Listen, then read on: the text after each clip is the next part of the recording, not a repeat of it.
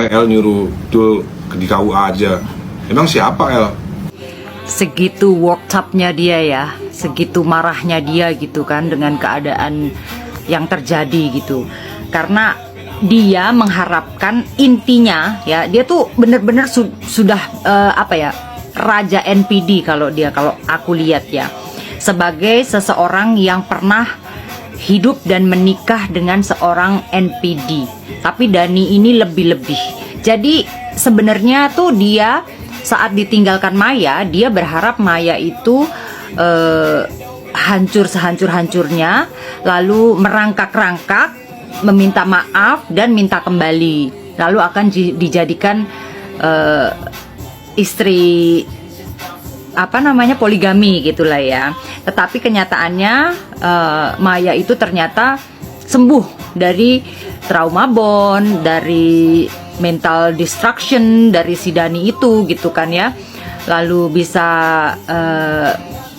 put everything together, jadi dia sudah berdiri lagi, lalu menikah lagi. Menikahnya pun bukan dengan orang kaleng-kaleng gitu ya, dengan seorang Irwan Musri gitu. Nah, dengan berjalannya waktu, setelah Maya sembuh dan menikah, dia mulai dekat sama anaknya kan. Nah, anak-anaknya ini udah mulai gede, udah mulai menikah, akhirnya mulai ngerti, oh ternyata seperti ini. Muncullah pernyataan Al juga yang mengatakan dia tidak akan mengulangi cerita orang tuanya.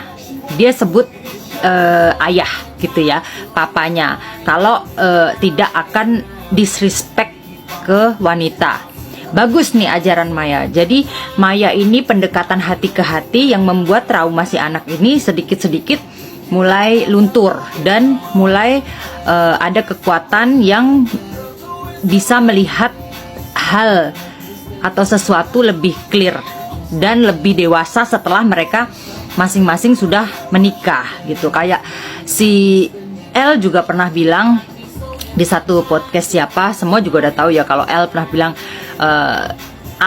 Dul itu kalau pacaran itu setia semua gitu, nggak kayak ayah gitu kan, maaf ayah, terus gitu kan. Itu joke-nya, padahal itu isi hatinya dia gitu, kalau dia itu tahu segala-galanya sebenarnya.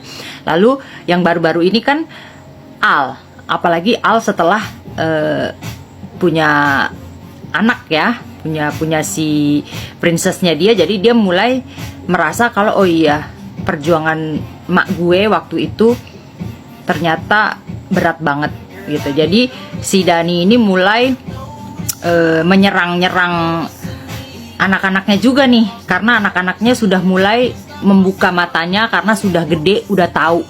Jadi Dani merasa kayak lu bukan di pihak gue ya sekarang gitu. Jadi ya gitulah, kita lihat aja nanti.